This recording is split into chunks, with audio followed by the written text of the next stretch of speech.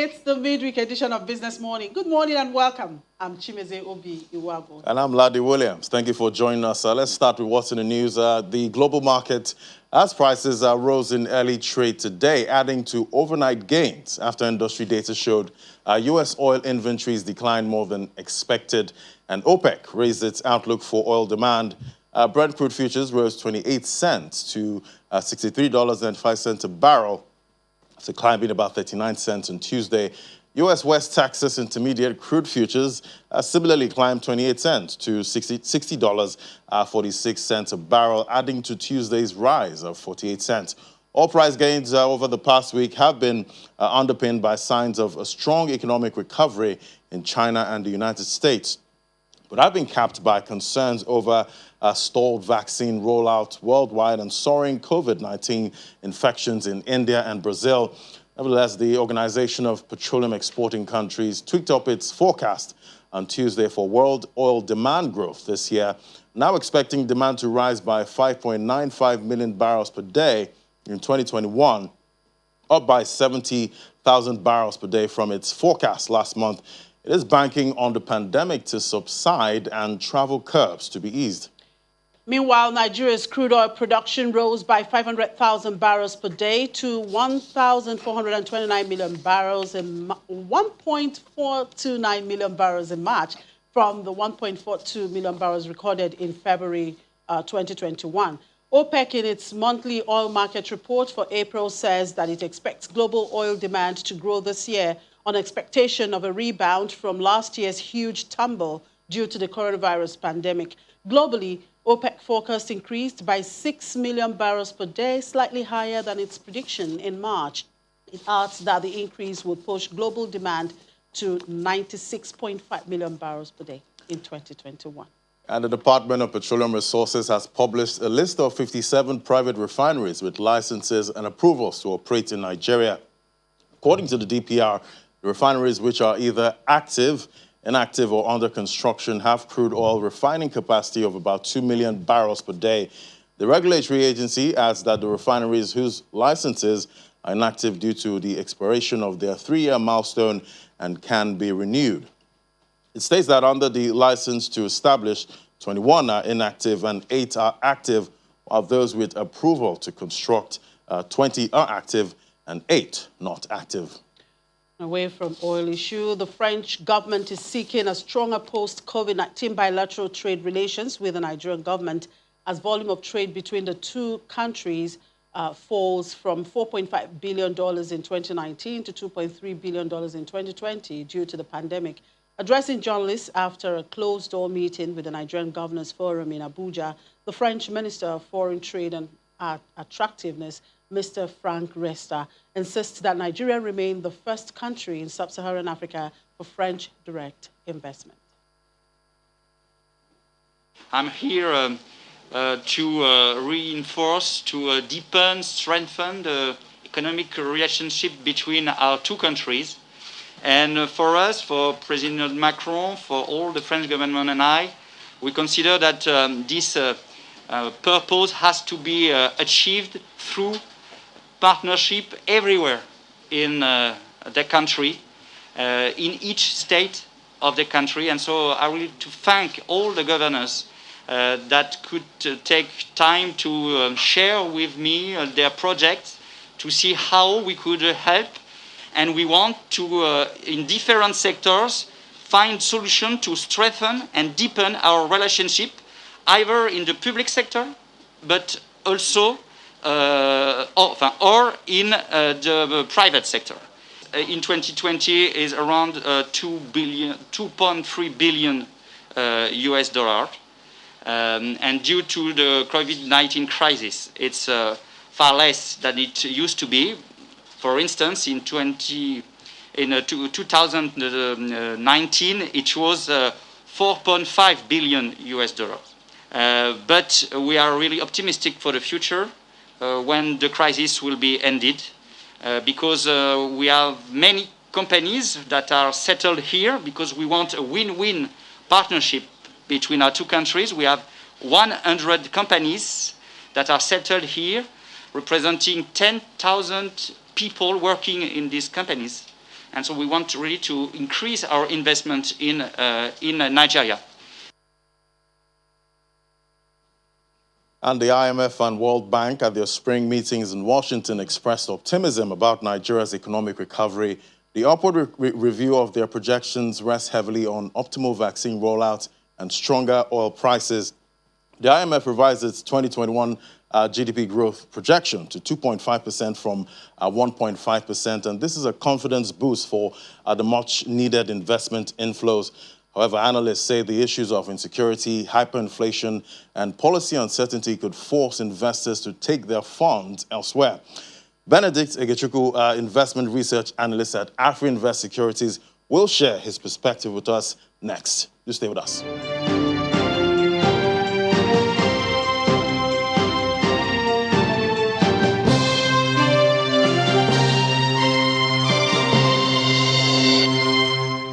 Benedict Egechukwu, investment research analyst at AfriInvest Securities, joins us now. Good morning, Benedict. Thank you very much for joining us. For having me. Now, in its World Economic Outlook report titled Managing Divergent Recoveries, the IMF revised its 2021 growth forecast for Nigeria to 2.5%. Is this in line with AfriInvest's projection? Interestingly, the new IMF projection for Nigeria in 2021 aligns with our 2021 growth forecast as contained in our 2020 review and 2021 outlook reports titled A Blurry Path to Recovery. And this further kind of reinforces our position that Nigeria's path to recovery will be blurry with no hope of a near-term improvement in the average standard of living of the citizens.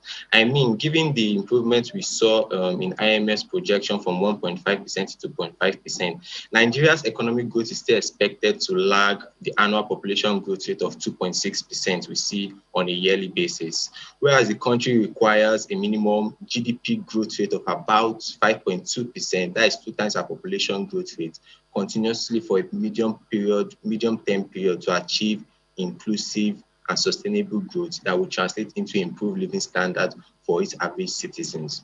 Unfortunately, it is very tough for the economy to achieve such a strong and sustainable GDP growth because of the resolving structural problems that have driven inflation rate to a 4-year high of about 17.3% as at February. Employment rate has risen up to an all-time high of about 33.1%, while the official exchange rate depreciated by about 92.4% within a 5-year period. That is from 197 naira to the dollar in 2016 to about 379 naira to the dollar in 2020. And they also have some heightened external variability that currently affects the Nigerian economy all around.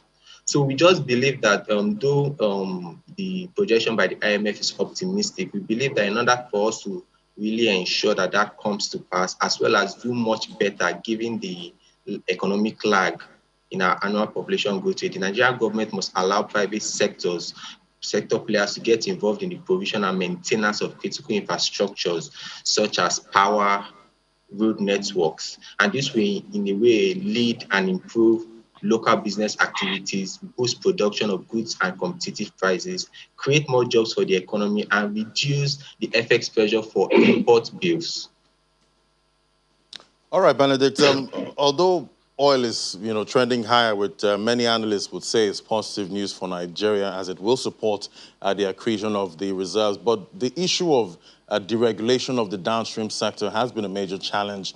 The government has continued to pay a subsidy as Nigerians can't afford a hike in fuel price owing to the rise in oil prices. In fact, the government has deferred the removal subsidy for another about 6 months. What would this mean for investment into the country? Well, considering the situation, it's actually an easy matter. Like, if you consider some of the deterrents in attracting private sector investment, it has just been inconsistent policy on the part of the government. Now, including the delay of the removal of subsidy and the complete deregulation of the downstream segment of the oil and gas, we just believe that this will further delay the pace of any investment within the oil and gas sector. So in a situation where we find poor inconsistency or uncertainty in an industry due to policy being issued by the government. No investor would want to invest fund where there is little clarity and determination on the government to open up that in particular industry. Now we know that we're talking about investment now, and of course you're talking about attracting the private sector to actually invest in the country. Insecurity is a hydra-headed problem for Nigeria. How do you see this also impacting on this growth projection that we are seeing now, and of course the needed investment that we are talking about? Okay, so if we take a look back, we've noticed that insecurity has contributed to the contraction of Nigeria's growth rate for about 5% prior to 2014. And this has remained sticky at just about 2% below population growth rate. And the country has been unable to break this cycle over the past 5 years. So insecurity has major implications for both the non-oil sector and the oil sector as well. With farmers in the non-oil sector, the farmers and herders clash up in the north, affecting agriculture. Then we have the porous borders affecting trade, and then militancy impacting on the crude oil production in the Niger Delta region. So though we see that there's been relative peace in key oil producing regions, the resurgence in the farmers herders clash, terrorism and kidnapping could tame the pace of growth in the non-oil sector. And if we take a look at the GDP report that came out as of Q4 2020, we realize that the major growth within the economy came from the non-oil sector, mostly the ICT, the agriculture, and the financial service industry. So any insecurity challenges like the farmer head clash, terrorism, and kidnapping that actually prolongs further, this could in a way affect the expected growth Nigeria aims to achieve in 2021. All right, let's look at the equities market now. It was ranked as the best performing stock markets in the world with an annual return of 50% at the end of the first quarter of 2021. And we noticed that the markets closed at a loss of 3.0%. What can you say about this underwhelming performance? Okay, well, following the outstanding performance we saw in full year 2020, 2021 actually started on a positive note. And this is actually in line with past trend, what we've seen in previous years. Usually at the start of the year, the equities market is booming. And as at the end of January, the equities market recorded a growth of about 5.3%. And this was as a result of expectations from corporate actions, that is our dividends and our bonuses. However, in February, this upward trend in the market was reversed as the stock market began a negative trend, declining about 6.2% month on month and 1.2% year to date. The unimpressive performance we saw in February trickled down into March, and the market lost around 3% in Q1 2020. And this is despite the impressive corporate actions announced by some of the listed companies we have on the Nigerian stock exchange markets. Now, so if we now take a look at the sector performance, we will notice that within the sector, there were only 3 sectors that gained. So the oil and gas sector actually led the pack with a return of 17.5%, and this was on the back of gains in Seplat. And then we saw the insurance and our AfriInvest ICT index rise by 7.9% and 1.4% respectively. But on the other hand, the industrial goods and the banking sectors were the worst performance, with about 7.9% and 5.9% negative return respective. And the consumer goods also fell likewise by about 5.3%. Now, the poor performance we saw in Q1, we could attribute it to the improvements in the rate of fixed income instruments witnessed in February. And this has reduced the interest of the PFAs and domestic institutional investors in the stock market, as dividend yield became less attractive when compared to the return from investment in the fixed income instruments. So in the equities market, we just expect that moving forward, especially in Q2 2020, that Nigeria's stock market will remain down. And this is because of the continued increase in fixed income rate. As a result, we expect investors to remain cautious and just target companies that will deliver dividend yield of over 10% within the next 12 months. And this also implies that stock prices are going to come down to an attractive entry point at the end of Q2. So investors can wait and try to enter into the market in Q3 when some companies will possibly be paying some interim dividend. Now, so far in 2021, we have seen an increase in fixed income yields, specifically treasury bills of about 7%. How do you contextualize the rise in yields amidst an accommodative monetary policy stance of the central bank to curb the impact of COVID-19 on the economy? Okay. Now, because of the COVID period, the CBN has had to implement an accommodative policy stance and regime in order to stimulate growth via cheap credit. And from what we saw in Q4 2020 in GDP, we registered a growth of about 0.1%, although marginal, but it shows that the CBN's efforts with the accommodative policy is actually yielding fruits. And normally, if you take a look at an accommodative monetary policy environment, falling interest rate will definitely lead to a rise in bond prices and then a fall in the bond yields. However, what we've seen in the Nigerian economy is a rise in the fixed income yields. And this is as a result of, we believe that this is as a result of investors pushing for higher yields in the market because of the rising inflation, because the amount currently some investors are carrying some negative real returns on their portfolio and they're looking for ways to earn more positive returns. And one way of doing that is just to ask for more yields within the fixed income space. So we just believe that the CBN will have to find a way to harmonize the interest rate and the market yield within H2 2021. All right, Benedict, inflation numbers for March will be published tomorrow. What is AfriInvest's projection? Well, we don't really expect anything different from what we've been seeing of late. We still expect inflation to be on the rise. So we believe the risk to inflation will still remain high over the near medium term, and food prices will continue to pressure headline inflation as we have exited the harvest season. And also, we've seen food insecurity in the north. This could also affect these food prices, which could also, like I said, put pressure on the headline inflation. And then unrelenting farmer head clash may disrupt the planting season. And we also expect that increased pressure on the core inflation. We could see increased pressure on the core inflation if the new pricing template for PMS is adopted later on within the year. All right, thank you very much, Benedict Eguchukwu, for joining us on the program. We do appreciate your time and do enjoy the rest of the day. Thank you very much. FX Commodities Market Update is next. Do stay with us. And the FX Commodity Index was the only one in the green in the week of March 6th to the 12th.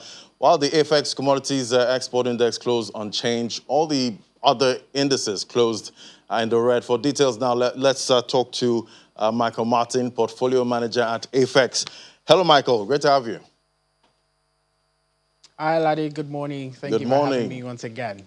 Thank you. So bring us up to speed with the week's activity at the exchange. So over the course of the week on the exchange, we saw a bit of downturn with regards to the activities happening on the exchange. So the total value of transactions traded on the exchange fell by 88.83% from around 2.06 billion to close the trading week at around 0.23 billion naira. The total number of contracts traded on the exchange also fell significantly by 70.52% from just over 41,000 contracts to close the trading week at just over 12,000 contracts. The total number of deals also fell by 68.04% from around 97 deals to close the trading week at just 31 deals. We, however, saw a bit of green with the FX Commodities Index, which is the ACI, which went up by 4.06% over the course of the week from around 382.53 to close the trading week at 400.14. And as you had mentioned earlier, we saw no significant change in the FX Export Index, which opened and closed the trading week at 159.35. With regards to the volume traded on the exchange, we essentially saw a downturn, like I mentioned earlier, with maize, soybean, paddy rice, and cashew all trading less volume this week in comparison to the previous week. All the other commodities under consideration traded little to no volume in total. With regards to price, we only saw significant price gains in three commodities, majorly the grain commodities on the exchange. The first of which was number one, maize, which gained 3.10% over the course of the week, gaining 600 naira in the contract value to close the contract value at 20,001 naira per contract. The other commodity was soybean, which gained 2.82% over the course of the week, gaining 867 naira to close the contract at 31,617 naira per contract. And lastly, we saw a bit of a positive return for paddy rice, which gained ever so slightly by 0.10%, gaining just 20 naira in the contract value to close the contract trading week at 19,495. All the other commodities under consideration traded little to no volume, as we had mentioned earlier. Hence, there was little to no change in the price of the commodities under consideration. And lastly, we also have the FETC, which saw no significant gain in price over the course of the week. And as we always mention, if you always want to learn more about the commodities market, you can always go to our website, which is www.afexnigeria.com. And if you want to get started investing in commodities, you can always download our COMEX app on the Apple and Google Play Store. So that's by and large all of what happened in the commodities market in the week under consideration, Ladi. All right, Michael. Yeah, we saw the price of grains. You talked about maize, soybean, and paddy rice gain in the same week under consideration. Is that a sign that the grains market is to continue its bullish run after weeks of retracement? I mean, I believe that to be the case. So if you look at how the market sort of trended upwards in the month of, that's from the month of December to the month of January and then February, and then even to, I think, the first few weeks of the month of March, it was an extended bullish run. And as we discussed a lot of times in the past couple of weeks on the show, we had a few weeks of retracement whereby it seemed like the market was just trying to gather enough momentum to continue its bullish run. So I strongly believe that the market is poised to continue upwards. The bullish run was sort of evidenced in the inflation report that was published in the month of January and also in the month of February. And with the recent one that is due to come out tomorrow, we also expect it to show that prices for commodities are supposed to continue, are expectedly, to trend upwards. All right, Michael, that's the Ramadan fast. Is this going to affect the price dynamics in the commodities markets? And please run us through the website again when you're done. Oh, okay. So with the Ramadan fast, there's a bit of an effect of the Ramadan fast on the commodities market, but it's not significant, right? So what we tend to do, so some of the activities that our Muslim brothers and sisters sort of engaged in during this period is they tend to buy extra amounts of rice to sort of distribute to each other in an attempt to help each other break their fast. But it's more so the case that a lot of this rice is purchased from rice millers, and of course it's the case that with the rice millers, with the rice that they're currently selling now, they didn't procure the commodities, or they didn't procure the raw materials, which is the paddy rice. They didn't procure it in this particular month. It was procured a couple of months ago, say 2 or 3 months ago. So it's expected that the price of the commodity has already adjusted, right, to that reality or to that increase in demand a couple of months ago. One other tendency that we also see in the commodities market is with logistics, right? And it's the case that for drivers that tend to go long distances, it might be the case during this period that they might be unwilling to go that long a distance, considering that they would be on empty stomachs, and I don't expect that anybody wants to go that long a period of time without eating. So it's possible for us to see a bit of a slight trend upwards in logistics prices, but like I said, at the end of the day, the effect of the Ramadan fast on the commodities exchange is usually negligible at the end of the day. And like I said earlier, if you want to know more about the commodities market, you can always go to our website, which is www.afexnigeria.com. And also, if you want to learn more about investing in commodities directly, you can download the COMEX app on Apple and Google Play Store. Somebody will be assigned to you in terms of a body. They will take you through the entire process of how to get started investing in commodities. And it doesn't matter what you're interested in, whether or not that's a spot contract or whether or not that's a fixed income contract or fixed income note. We have all those products available on COMEX for you to trade and make a lot of money. All right, Michael, thank you very much. Perhaps we'll take that advice from you. Thank you. We do appreciate Oh, your please do. time.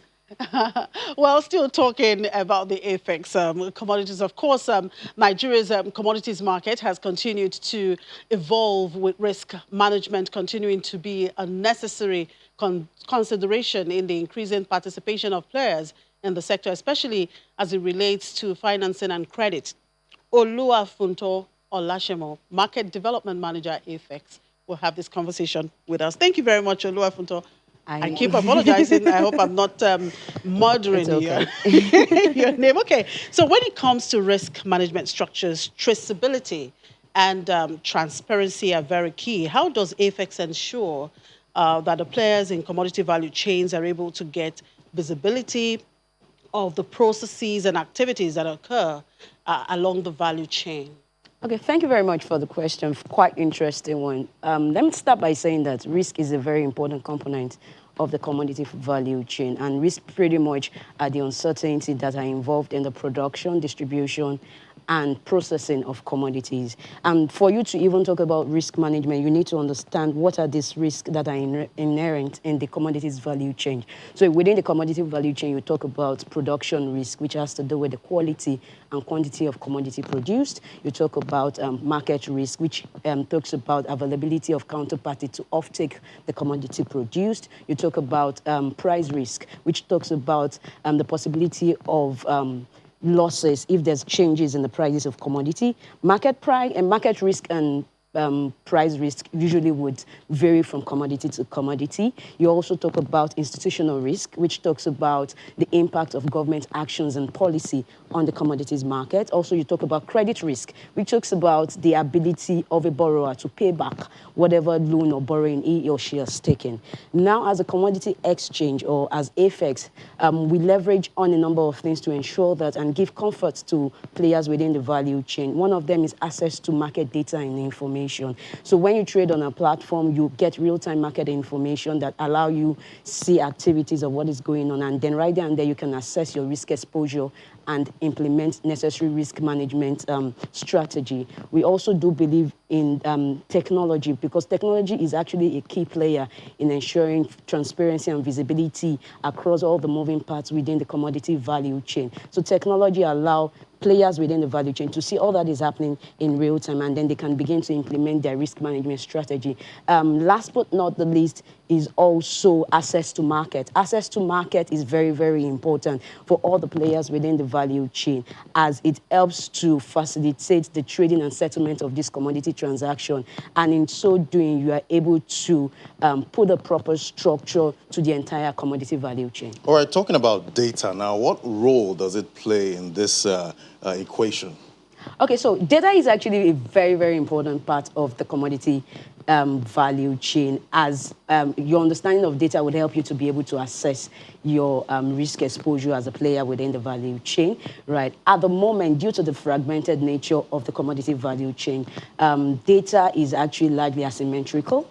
And this has made us see very low and reluctance of investors coming into that space because of lack of data. So by having data readily available to players within the value chain, we will see motivation and interest in pushing more investment within the value chain. And then the opportunity within that commodity value chain can be more optimized. So and then in terms of the nature of data in the country, right, it is still pretty much low, but it is improving. And you see in private entities like FX Commodities Exchange investing heavily in data capture and presentation, so that the larger participants within the value chain can understand the market, understand the risk involved, and then implement appropriate risk management strategy. Yeah, talking about the state of the data bank for Nigerian commodities market, how does it look to improve in the coming year?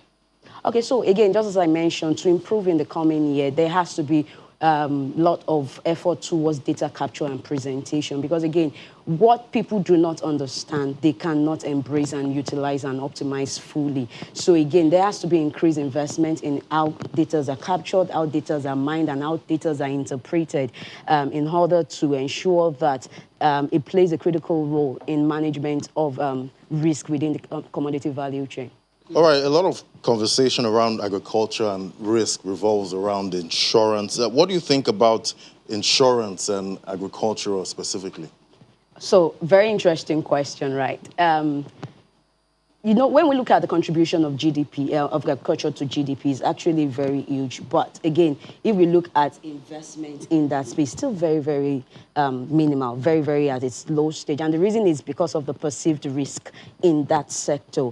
Insurance is actually a very critical role in risk management within that agricultural value chain. However, as with other penetration of insurance into the other sector, penetration of insurance in the agricultural space has largely still been very low. And these are due to a number of challenges like cultural and religious consideration, non-availability or limited availability of agri-based insurance, and asymmetrical information within that space. So for us to see improvement in that and to ensure that insurance adoption within the agri base is improved, then we really need to address these challenges, education of the key players within the agri business, particularly those on the production side. And there's also the need for capacity building. Again, you cannot provide solution to an area you do not understand. So there has to be capacity building in underwriting risk within the agri value chains. That would then help inform the development of innovative products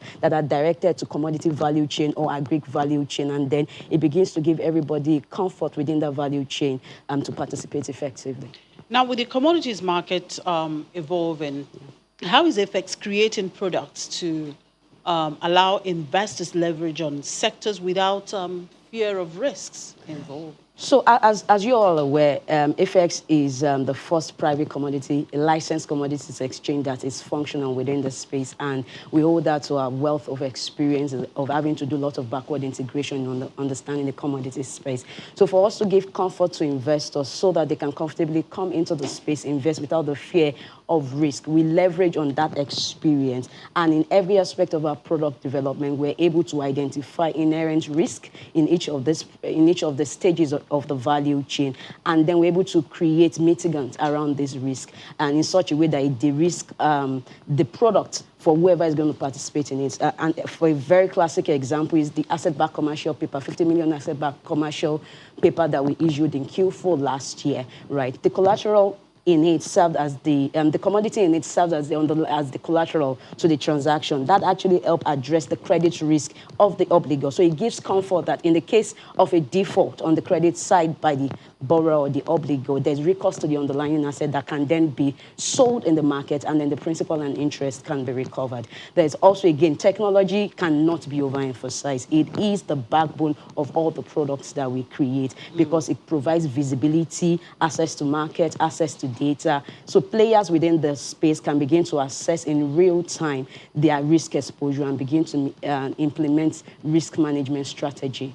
Well, technology seems to be the key to any business Exactly. going forward, I guess. Sure. Well, Oluwafunto, thank you very much. We do appreciate it. Thank you very much for having me again. Thank you. Yeah, sure. All right, we'll take a moment. We'll be back.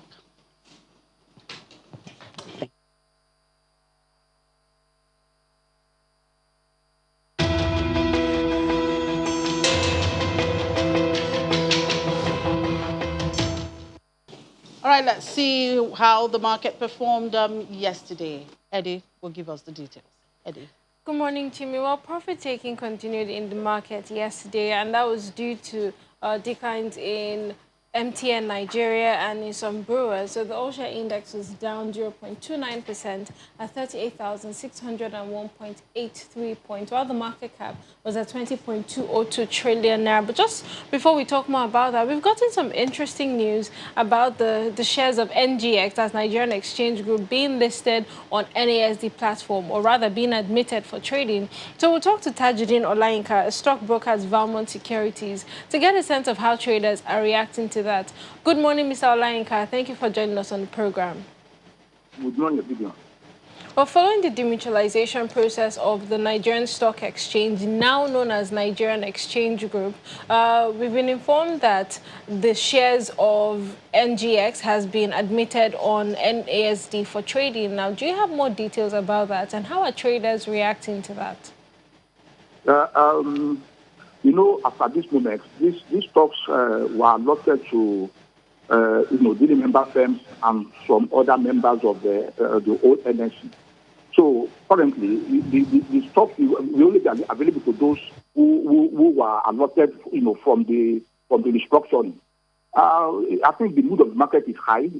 Everybody is happy that finally they now have this stock in their position. As at yesterday, most companies, most stockbroking firms have actually been credited, and some are negotiating and some are still holding. I cannot tell you exactly how market react to this, or how the holders of this security react to it, but I know that some may not be willing to sell, while some will be willing to trade at the next opportunity. So it's still a waiting game. All right. Well, while we wait and see that, what's currently driving sentiment in the market? Well, market is the market is generally let me put it this way: there is some kind of overreaction, to the temporary disturbance from the yield environment in the fixed income space. While some investors are actually willing to take profits, some are also engaging in bargain hunting. And so what we see currently is more of market overreacting to something that will adjust over time. Because if you understand it very clearly, listed companies and firms are generally expected to adjust to variability of cost in the short run. The reason, and that is the reason you see the inflation numbers that is following the MBS. In the long run, when all factors become favorable, firms must recover all costs. So either it is fixed or variable. So this is why we say the power of companies, or the power of listed companies, to adjust to variability of costs, both in the short run and the long run, make the market itself an adjusting market. The cash flow will adjust. So the mood of the market is not reacting to the true state of affairs of all these listed companies. It's only reacting to that the shock that is coming from the yield environment, which I think is temporary. By the time investors have full information about the future of these listed companies, we'll get more more better and appropriate reactions to the performance of those companies, especially by the time we start seeing the first quarter results. All right, Mr. Olayinka, well, we hope that things stabilize eventually. Thank you for your time on the program. Thank you. Tajuddin Olayinka is a stockbroker at Valmont Securities. Well, for the shares of NGX, which are trading on the NESD platform, we hear that it began trading at 25 naira. And just like Mr. Olayinka has said, some people want to hold, some people want to sell. Chimi, I don't know if you're interested in getting some shares of the Nigerian exchange. Not yet, I'm still watching. You know how it is. So you have to look before you leap. That's just the case. All right, thank you, Eddie. We'll take another quick break, and when we come back, we do our opening call to London.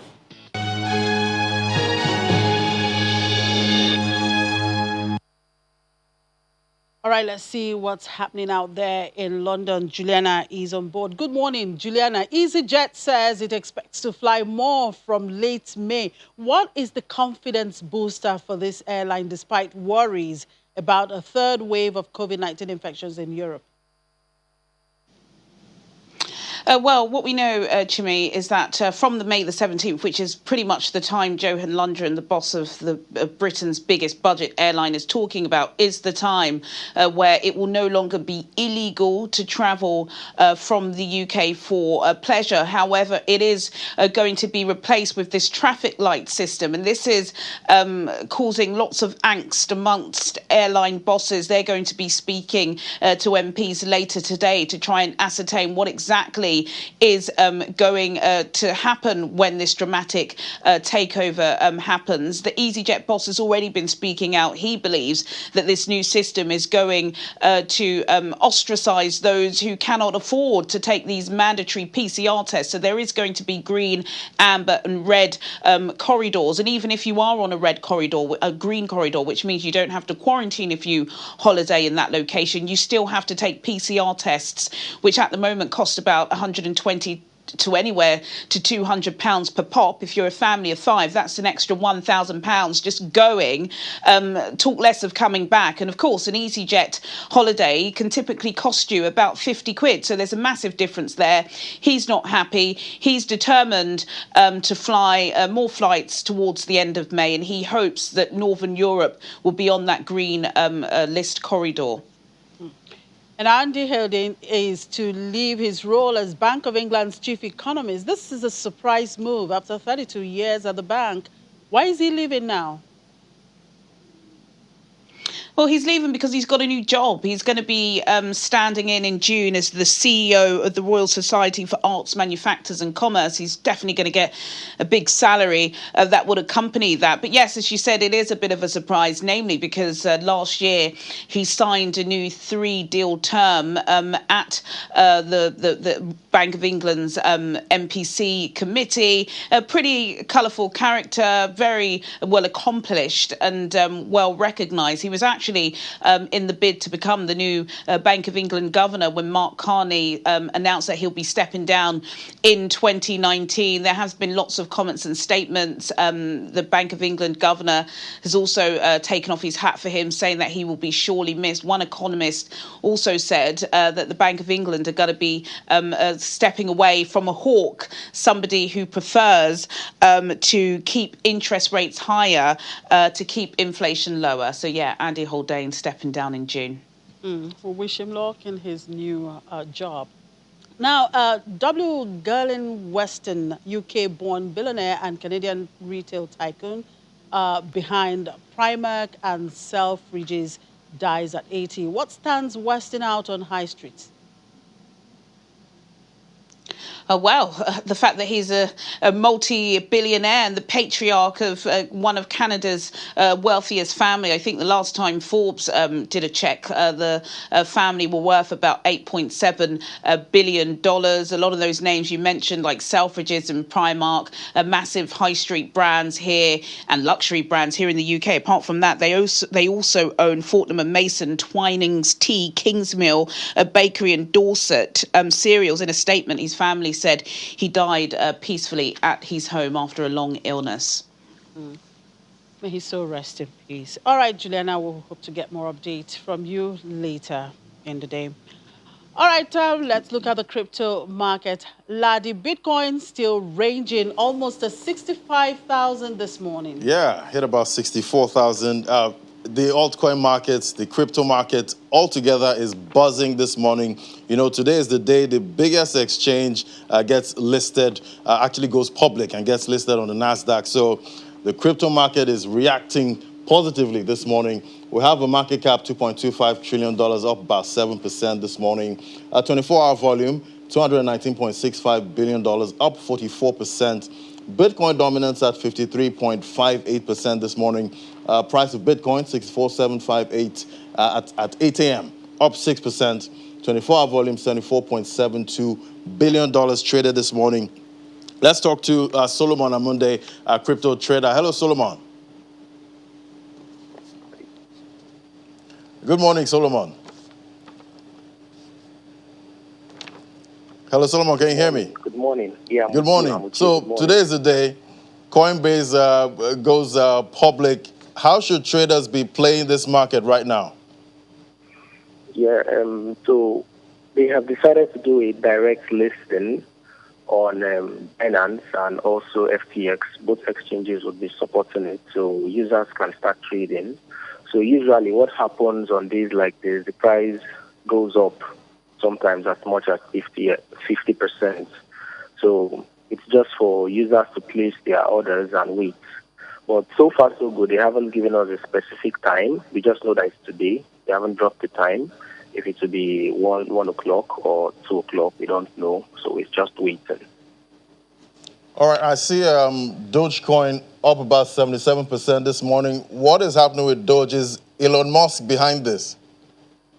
No. Elon Musk isn't behind this time around. It's just based on the charts, and it had a very clean chart. From last week till date, it's been accumulating around 7 cents. So the pump today was very much expected. It had a very clean breakout this morning, And so far, so good. I'm expecting it to get to about 20 cents. Okay, so... sorry, about 35 cents, yeah. Okay, so a lot of traders now are in incredible profits in this market. How would you advise them scaling out at this point? Yeah, actually, just the same way I'd advise traders to buy using dollar cost averaging. At the same time, too, it's best once you're in profit, you take profit in batches. Don't sell out everything. You sell out in tranches. You can sell out 20%, 20%, 20%. So let's assume like what I did this morning. I'm in Dogecoin, and it has made 80% profit. I actually cleared 40% of my portfolio, leaving 60% because I'm still expecting it to do another 50%. And if it does that, I'll clear out another 30% and just like that. So once it starts correcting, which it would, I would simply buy back and there will be no regrets. And if it doesn't correct and it does on that 200%, I wouldn't miss out on that too. So it's a win-win. All right. Interesting strategy, Solomon. Thank you so much for your time. Enjoy the rest of your day. All right. All right. So we have IOSD up 31%, SIA Coin 27%, XRP, incredible run. If you took the risk on this one, you'd be up about 150% at this point. It's up 24% this morning. Top 5 losers, Dent, having a pullback there. It's had an incredible run too. Chili's, one of the NFTs, down about 9% this morning. Harmony, down 8%. And CFX, down about 6.47%. So, Chimi, it's a buzzing market this morning. Absolutely. And looking at that investment strategy that Solomon has given there, we still have to take it with some kind of cautiousness and then try to see what turns out to be better for every investment that we make. And again, just wondering what Coinbase going public today would mean for the altcoin. How would it impact it positively or negatively? Well, for now, it's impacting the market positively because Bitcoin is moving, but some alts might actually, drop due to the big movement from Bitcoin. But some alts are actually doing pretty well this morning, like Dogecoin this morning. A lot of people will probably have to. Yeah, a lot of people will probably have to take some profit at this time. Yeah, it's nothing wrong with taking profit. That is, really. if you have anyone that you're holding. If you have profit. I'm sure you have one you are holding and you hope to take profit on it. Okay, but in any case, this is not a financial advice as you invest in this market. Exactly, remember, highly volatile market. You have to be very cautious. All right, that's it on the program for today. Thank you for watching. I'm Chimeze Obi Iwago. And I'm Ladi Williams. Thank you for watching.